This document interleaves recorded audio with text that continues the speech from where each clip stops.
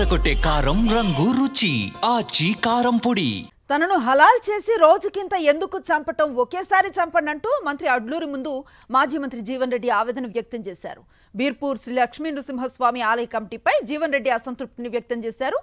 ఈ సందర్భంగా మంత్రి అడ్లూరిని కలిసిన జీవన్ రెడ్డి అన్ని కమిటీలు, కాంట్రాక్టులు బీఆర్ఎస్ నుంచి కాంగ్రెస్ లోకి వలస వచ్చిన వారికే ఇస్తున్నారని ఆగ్రహాన్ని వ్యక్తం చేశారు.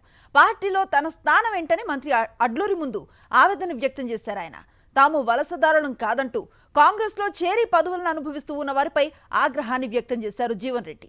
మంత్రి శ్రీధర్ బాబు అడ్లూరి అడ్డుకోకపోతే ఆ రోజే కథ వేరుండేదన్నారు. తాము కాంగ్రెస్ కౌలుదారులం కాదు, పట్టాదారులమంటూ జీవన్ రెడ్డి ఆగ్రహాన్ని వ్యక్తం చేశారు.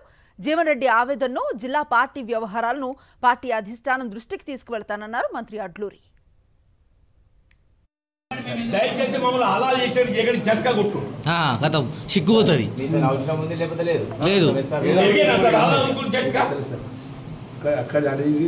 అదే చేయండి, జట్కా కొట్టుండ్రి, జట్కా కొట్టు. అలా ఎందుకు సార్? మన ప్రత్యర్థి వచ్చి మన పక్కన వచ్చేది ఇస్తుందో పక్కలో బల్లెం పెట్టి పొడుతుంటే నువ్వు ఎట్లా ఎవరిగా కొట్లాడతావు? అభివృద్ధి అంటే ఏంటి? మీరు పార్టీ ఫిరాయించి చెప్తే అభివృద్ధి చేస్తారు తప్ప మీరు చెప్తే చేయరా? అంటే మాకు కనీసం ప్రతిపాదించే ఆలోచన లేదు సార్. మాకు కాంగ్రెస్ తెలివి లేదు రాజ్యం ఎట్లా చేయాలను, కాంగ్రెస్ తెలివి లేదు సార్ రాజ్యం ఎట్లా చేయాలను. మాకు ఎట్లా పొట్టు నింపుకోవాలో మాకు తెలియస్తారంటూ నేను ఏం సార్? మా రాజకీయ హక్కులు అడుగుతున్నాం సార్. మేము అదే మా రాజకీయ హక్కులు అడుగుతున్నాం. మా 4 దశాబ్దాల పోరాటాల ఫలితం సార్ ఇది అంటూ నేను. ఇది మా 4 దశాబ్దాల పోరాట ఫలితం సార్ అంటూ నేను. మానసిక హింసించద్దు సార్, మమ్మల్ని మీరు మానసిక హింసిస్తున్నారు.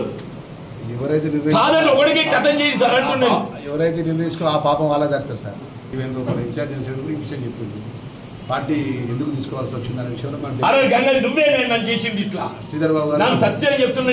మానసిక హింస గురి కావడానికి కారణం ప్రధానంగా శ్రీధర్ బాబు గారు 1 లక్షల మరి ఇల్లు ఇస్తారని చెప్పండి. ప్రాబ్లం చెప్తున్నాను. ఆమె తెలిపిస్తుండే ఒట్టి నన్ను ఏదైతుందో ఆ మేకలుగా ఇట్లా బలిచ్చినట్టు ఇచ్చినట్టుండే. పార్టీలో కలిసి పని చేసినా కాబట్టి మీరు మీకు దుఃఖం జరగద్దని మేము ఏమైంది జడ్జిమెంట్ ఏమైంది అంటున్నా, ఏమైంది అంటున్నా. అదే సంవత్సర కాలమే కాదు సార్. నేనేమంటాను, నా కొరకు అడుగుతాను, నాకే పదవి అక్కర్లేదు సార్. మీ గురించి కాదే, దయచేసి నాకే పదవి అక్కర్లేదు సార్. మీ గురించి నేను చెప్పిన మా ఊళ్ళకు నాకు కావాలని 24 గంటలు పట్టుకొస్తా అని చెప్పి నేను 24 గంటలు బుక్ ఎక్కేస్తా అని చెప్పి నేను. నాకు కాదే, నా కార్యకర్త హక్కులు కాపాడాలి. మరి తలవంచుకుంటాం. మీరు మా నాయకుడు, మీరు మా నాయకుడు మీద తలవంచుకుంటాం సార్. కానీ వలస బాధలు కింద దగ్గర మంది తలవంచుకుని తలుచుకోండి. సీఎం గారు మాకు సీఎం కాదా? మాకు నాయకుడు కాదా? పార్టీ ఫిరాయింపుదారులకి తెలివి ఉంటే తప్ప ఒరిజినల్ కాంగ్రెస్ లో తెలివి లేదా సార్? ఈ ఫిరాయింపుదారుల ముందు తలవంచుకోదలుచుకోలేదు. ఈ ఫిరాయింపుదారుల ముందు మీరు తలవంచుకోదలుచుకోలేదు. మాకు చేసండి, మాకు మీరు అక్కర్లేదని చెప్పండి, జట్కా కొట్టండి ఒకటికి. ఎందుకు తెలియదు మానసిక హింస? ప్రతిరోజు ఏదైతుందో మానసిక క్షోభతో ఏదైతుందో రాత్రి 12 బంధు పోతే నిద్రపడితే పొద్దున్న లేవగానే మా తెలివి ఈ కథ ఏ నిద్ర పడితే